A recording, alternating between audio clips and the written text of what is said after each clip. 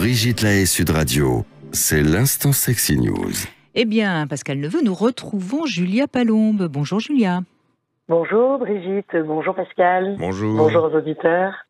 Alors, je rappelle qu'il ne faut pas vous louper sur scène à partir de début janvier, donc tous les jeudis. Donc, ce sera évidemment le premier jeudi, c'est le 6 janvier. On pourra vous revoir sur scène après avoir parlé de votre grossesse. Vous allez nous parler du postpartum show, voilà.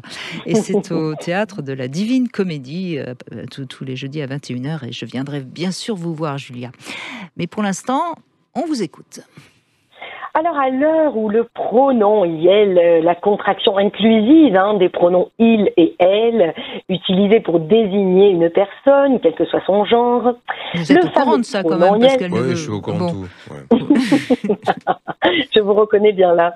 Alors, à l'heure où ce pronom est entré dans le dictionnaire Le Robert, la revue transformiste Folle Illusion prend son envol au cabaret La Nouvelle Ève à Paris et envoie valser tous les codes de genre pour mieux les transcender. Alors vous imaginez, je suis allée les voir et je les adore. Alors ici, c'est Paris, c'est l'ivresse, c'est les battements de style qui en disent plus long que les beaux discours et les strass qui ont remplacé les uniformes coincés que l'on porte chaque jour. Spectacle transformiste, anti-bien-pensant, anti-gueule de bois, anti-morosité. Ces oiseaux de nuit nous rappellent une chose essentielle à mes yeux et je crois aux vôtres aussi. On peut être ce que l'on veut dans la vie. Voilà, un peu d'illusion, un peu de costume et c'est la joie qui arrive. Une révolution artistique et pacifique. Porter des talons hauts et du rouge à lèvres n'a jamais tué personne. Mais bon sang, qu'est-ce que ça fait du bien de se sentir la plus belle pour aller danser. Alors dans ce spectacle, on ne sait plus si c'est un homme ou si c'est une femme, mais l'illusion ne manque pas de charme.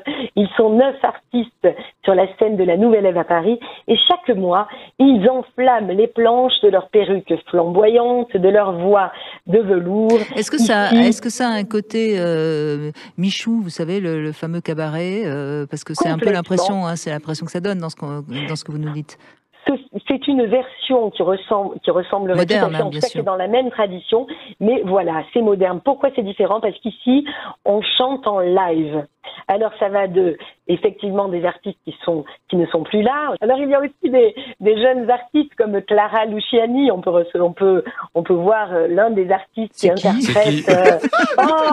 Sous mon cœur, Non, je sous mon plaisante. cœur la grenade, sous mon sein la grenade. Non, je suis sûre que vous connaissez. Enfin, moi je plaisantais vous pas, non? Non, pas du tout. Non, je la connais en plus. Donc, je l'ai rencontrée en plus. Donc alors, on a fait preuve d'humour en écho, n'est-ce pas?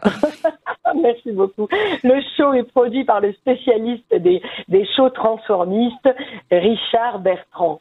Alors, si vous n'êtes pas très au fait de ce petit jeu de transformiste, peut-être certains de nos auditeurs se disent « Mais qu'est-ce qu'elle nous raconte encore, cette Julia Palombe ?» Alors, sachez que l'art du transformisme consiste pour un homme à interpréter les codes féminins sur une scène de cabaret. Historiquement, les hommes se sont habillés en femmes pour jouer sur scène depuis des centaines d'années. Cela remonte au XIIIe plus que le contraire, d'ailleurs. Bien sûr, beaucoup Et moi, je plus. trouve que ce serait une bonne idée de soirée marrante, comme ça. Vous invitez vos amis, les femmes viennent habillées en hommes et les hommes habillés en femmes. Alors justement, ce serait drôle. là, vous... Faisons ça pour le réveillon, tiens. Comment vous pourriez vous transformer, vous? Julia, ce serait qui? Ouais. Julia, moi, je l'ai déjà fait. Oui, je l'ai déjà fait. Oui. Moi, je me mettrais une moustache. J'adorerais avoir une Clark moustache, Gable, vous savez. non Ouais, un peu à l'ancienne, vous savez, qui remonte sur le côté, une moustache un peu foncée qui remonte sur le côté. Mais Julia, et une vous, cravate. ce serait qui? Moi, j'aime bien quand je mets un petit peu la petite barbe comme ça, mais comme si je m'étais pas rasée depuis quelques jours, mais quand même, je suis beau gosse. Non. D'ailleurs, on me voit dans un clip qui s'appelle Si j'étais un garçon. Ah ouais? Et je fais une transformation en homme en direct. Mais c'est génial. Ah oui, j'adore me transformer en mec. Ce serait qui, alors? Oh, ça serait un Brad Pitt. Ça serait un Brad Pitt. Mais Brad Pitt, il est pas rasé. Sais, il est blond, mais... Enfin, il est rasé. Oh non, Brad Pitt, il fait un peu le bûcheron, des fois. Ouais, peut-être. Ouais, ok. Et à part ça. À part Brad Ça Pitt. serait Brad Pitt? Non, mais j'hallucine. Oh, Pascal. Pascal. Bon, alors en tout cas, Clint ces hommes qui Eastwood, se- non. Bah, il est un peu vieux maintenant. Hein. Oui, il a Bah oui, 80. c'est- Et Oh ouais, il la a mince. quasiment 90 ans, donc. Il y a 40 Non, mais en ans, tout cas- il y a 40 ans, il faisait peut-être, il excitait peut-être les femmes là maintenant. Bon, mais non, mais attendez, soyons. Enfin, Elle on parle balance, vrai ou j'imagine. pas sur ce radio? Zut. Non, mais j'adore ces films. Pour moi, je trouve que c'est un réalisateur de plus en plus exceptionnel. Là-dessus, il n'y a pas de problème. Totalement. Mais sinon, bon, voilà, c'est pas l'homme dont on rêve, Julia Palombe, pour l'avoir dans notre ligue. Non, mais Julia, Brad Pitt, enfin, non. Quoi Bah, c'est quand même un peu plus sexy, Brad Pitt. Brad Pitt, c'est sexy. Ah ouais? Bon, On l'adore. c'est qui est-ce qui vous J'en sais rien, que vous moi. trouvez sexy? Non, parce que là, bon, enfin bref. Donc Alors en tout cas, peut-être ça, je vais apporter peut-être une réponse en tout cas à la question pourquoi les femmes ne se transforment pas plus en hommes. Si les hommes se transforment en femmes, c'est parce qu'au XIIIe siècle, l'Église avait interdit aux actrices de se produire sur la scène, tout en acceptant que les hommes portent des vêtements du sexe opposé. Et c'est les hommes qui jouaient les rôles de femmes. Oui. Et voilà, c'est pour ça qu'ils se sont mis à se transformer en fait. Et donc j'ai trouvé ça assez intéressant. Moi je croyais que c'est parce qu'ils avaient tous une part homosexuelle, moi. Dans moi, tout je homme. Crois Ne regardez pas comme ça, Pascal. J'ai généralisé. J'ai pas parlé de vous. Ah non, pas du tout. Alors on trouve des aspects du travestissement au tout début de l'art théâtral et dans le monde entier, notamment en Chine, au Japon, bien sûr encore en Inde. Ouais.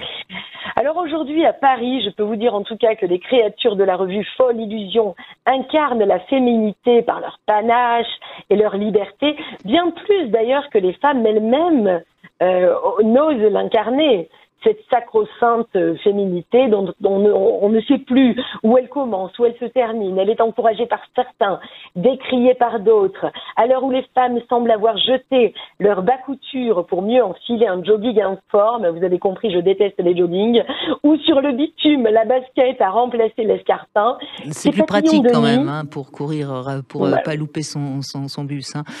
Je suis d'accord, mais enfin, moi je m'en fous que ce soit reconnaître. pratique. Mais je m'en fous que ce soit pratique. Moi je veux que ce soit élégant, que ce soit sexy. Enfin, en tout cas, c'est vrai. On voit que vous n'êtes jamais tordu une cheville avec des talons au vous. Hein. On voit que je me fais payer le sexy. Alors, comme ces papillons de nuit semble nous dire, comme c'est beau d'être une femme avec ses couleurs, ses appâts, sa puissance carnivore, parce que tout à coup, avec ses talons aiguilles et tous leurs atouts, mais bien sûr, on voit que ce sont des femmes qui vont manger les hommes, et les hommes adorent ça, mais enfin, bien sûr que vous adorez ça. C'est bon de briller. Qu'on avale, oui, ça c'est vrai. Vous vous attirez au mal. Dans notre toile. Non, ça s'appelle la fellation. Bref, donc. Bon, enfin, en tout cas, si l'habit ne fait pas le moine, le manteau de fourrure, lui. Oui. Alors, chez Folle Illusion, on ose, on pose, on danse, on rit, on séduit.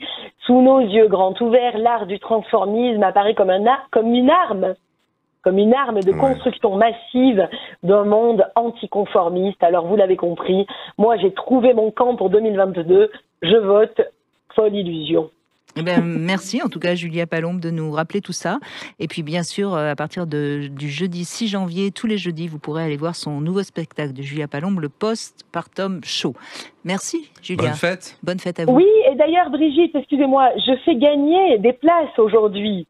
C'est mon cadeau de Noël aux auditeurs. On en parlait. Hein. Très bien. Je vais vous faire gagner une place. Alors c'est très simple, il faut se rendre sur mon compte Instagram, Julia Palombe, donc. Et il va y avoir un post qui annoncera le jeu concours. Il faudra répondre à la question très simple. Quel est le titre du spectacle qui a précédé le Postpartum Show?